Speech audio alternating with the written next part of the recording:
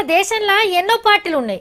స్వాతంత్రం కోసం పార్టీ, రాష్ట్రాల కోసం, ప్రాంతాల కోసం, కులాల కోసం, మతాల కోసం, భాషల కోసం పార్టీలు కొడుతుంటాయి.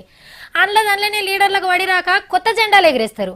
ఏ పార్టీ పెట్టినా చెప్పేదైతే రైతులకు అది చేస్తాం, చదువుకున్న వాళ్ళకి ఇది చేస్తాం, ముసలోళ్ళని అట్లా అరుచుకుంటాం, ఆడోళ్ళని ఇట్లా చూసుకుంటామని హామీలు ఇస్తారు. కానీ ఏళ్ళ సంధి అందరు కలిసి కొందరిని తొక్కేస్తుర్రట, వాళ్ళని మాట్లాడిస్తలేరట, ఏడికి పోయినా న్యాయమే జరుగుతలేదట. ఇంకెన్నాళ్ళు ఈ దారుణాలు అని గొంతెత్తి కొత్త పార్టీ పెట్టిర్రు. ఇంతగా లెవలంటే మొగోళ్ళ హక్కుల కోసం భార్య బాధితుల పార్టీ పుట్టింది విజయవాడలా. పేరు భార్య బాధితులు, అత్త ఆడపడుచులు, వదిన మరదన్లు, తోటి కోడళ్ళు పొలిటికల్ పార్టీ.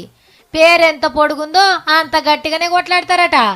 ఉత్త సంఘం అంటే పని అయితే లేదని పార్టీ పెట్టిర్రు అన్నట్టు. భార్య బాధితుల సంఘం అని పెట్టినా సరే మాకు న్యాయం జరుగుతలేదండి. అందుకనే ఈ పార్టీ ద్వారా కూడా మేము న్యాయం చేసుకోవాలని చెప్పి కోరుతున్నామండి. చట్టాలు మొత్తం ఆడోళ్ళకే న్యాయం చేస్తున్నాయి. మా కోసం కూడా చట్టాలు తయారు చేసేందుకు ఎంపీలు, ఎమ్మెల్యేలను అసెంబ్లీకి, పార్లమెంట్కు పంపిస్తామంటుర్రు. బయటికి రాని బాధితులు బగ్గమంది ఉంటారు.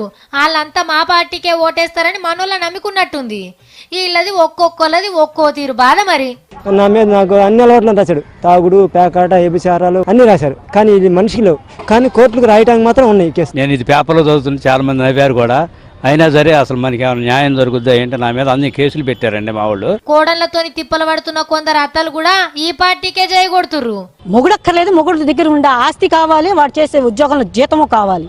అది ఎంతవరకు న్యాయం? ఒకనొకప్పుడు అత్తలు బాధ పెట్టారేమో, ఇప్పుడు కోడళ్ళు బాధ పెడుతున్నారు. కానీ పార్టీ పెట్టినంత అలకగా కాదన్నలు ఓట్లేపించుకున్నాడు. ఓట్ల కోసం ఏ ఇంటికైనా మొదలు అక్కలే బయటకు వస్తారు. జరపాయిల ముడురి మరి.